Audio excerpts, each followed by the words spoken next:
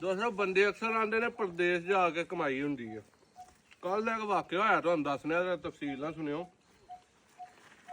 ਇਹ ਭਰਾ ਨੇ ਆਪਣੇ ਕਿੱਲਾ 2 ਕਮਾਦ ਦਾ ਲਾਣਾ, ਇਹਨਾਂ ਦੇ ਨਾਲ ਕਿੱਲੇ ਦਾ ਸਾਡਾ ਠੇਕਾ ਹੋ ਗਿਆ।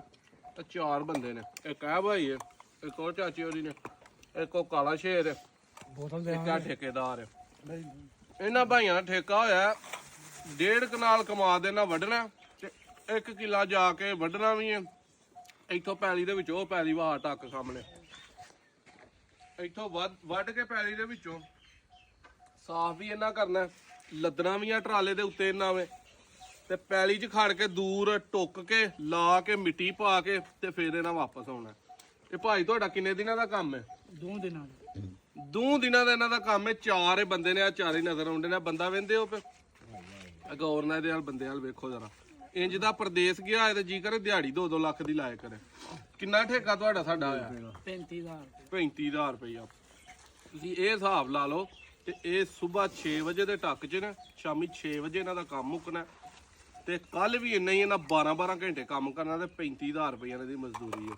ਤੇ ਖੁਸ਼ ਹੋ ਕੇ ਦੇਣ ਡਿਆ, ਬਲਕਿ ਕੁਝ ਹਜ਼ਾਰ ਦੇ ਇਹਨਾਂ ਨੂੰ ਵੱਧ ਦਾਂਗੇ ਨਾਮ ਕਿ ਯਾਰ 4 ਬੰਦੇ ਨੇ ਤੇ ਆਮ ਮਜ਼ਦੂਰ ਲਾਏ ਹੋਣ ਨਾ 11-1200 ਵਾਲੇ ਹੱਡ ਰਾਮ, ਜਿਹੜੇ ਦਿਮਾਗੀ ਚੋਰ ਹੁੰਦੇ ਨੇ, ਜਿਨ੍ਹਾਂ ਨੂੰ ਨੀਅਤ ਨੇ ਇਸ ਲਈ ਕੰਮ ਲੱਗਦੇ ਨੇ ਕਿ ਅਸੀਂ 1200 ਲਈ ਦਿਹਾੜੀ ਕਰਨੀ ਹੈ, ਕਿਸੇ ਦਾ ਕੰਮ ਕਰਨ ਲਈ ਦਿਹਾੜੀ ਨਹੀਂ ਲਾਣੀ। ਉਹਨਾਂ ਦੇ ਰਿਜ਼ਕ 'ਚ ਕਦੇ ਬਰਕਤ ਨਹੀਂ ਪੈਂਦੀ। ਇਹ ਮਿਹਨਤੀ ਨੇ, ਮਿਹਨਤ ਇਹਨਾਂ ਕਰਨੀ ਹੈ। ਇਹਨਾਂ 35 ਲੈ ਲੈਣਾ ਤੇ 4 ਬੰਦਿਆਂ ਨੇ ਜਿਹੜਾ ਕੰਮ 20 ਬੰਦਿਆਂ ਦਾ ਨਾ ਇਹਨਾਂ ਮੁਕਾ ਲੈਣਾ। ਕਿਉਂ ਮੁਕਾ ਲੈਣਾ? ਇਹਨਾਂ ਦੀ ਨੀਅਤ ਸਾਫ਼ ਹੈ, ਮੁਖਲਸ ਨੇ ਆਪਣੇ ਕੰਮ ਦੇ ਨਾਲ। ਠੇਕਾ ਵੱਧ ਲੈਣਾ ਘੱਟ ਲੈਣਾ, ਉਹਨਾਂ ਦੀ ਜੋ ਮਰਜ਼ੀ ਉਹਨਾਂ ਨੇ ਲੈਣਾ। ਤੇ ਇਹ ਕਿਦੋਂ ਦਾ ਭਾਈ ਕੰਮ ਕਰਦੇ ਹੋ? ਬੜੇ ਦੇਰ ਦਾ ਸਾਡਾ। ਅੱਛਾ ਜੀ। ਤੇ ਇਹ 4 ਬੰਦਿਆਂ ਨੂੰ ਕਿੰਨੇ ਵੰਡ ਕੇ ਆਈ ਜਾਂਦੇ ਨੇ? 35000 ਨਾਲ 4 ਬੰਦਿਆਂ ਨੂੰ ਜਿੰਨੇ ਆ ਗਏ ਹਿੱਸਾ ਵੰਡ ਲੈਣਾ 2 ਦਿਨਾਂ ਦਾ। ਹਾਂਜੀ। ਤੇ ਮੇਰਾ ਖਿਆਲ ਨੇੜੇ ਕਮਾ ਦੇ ਤੁਸੀਂ 1 ਦਿਨ 'ਚ ਵੀ ਲਾ ਦਿੰਦੇ ਹੋ। 2 ਦਿਨ ਲੱਗ ਜਾਂਦੇ ਨੇ। ਦੂਸਰਾ ਦਿਨ ਜਿਹੜਾ ਹੈ ਨਾ ਉਹ 12 ਵਜੇ ਤੋਂ ਪਹਿਲਾਂ ਕਲੀਅਰ ਕਰ ਛੱਡਦੇ ਨੇ। ਠੀਕ ਹੋ ਗਿਆ। ਤੇ ਪ੍ਰਦੇਸ਼ ਜਿਹੜੇ ਜਾਂਦੇ ਨੇ ਨਾ ਕਿ ਸਾਡੇ ਮੁਲਕ 'ਚ ਕੁਝ ਨਹੀਂ, ਸਭ ਕੁਝ ਸਾਡੇ ਮੁਲਕ 'ਚ ਹੈ।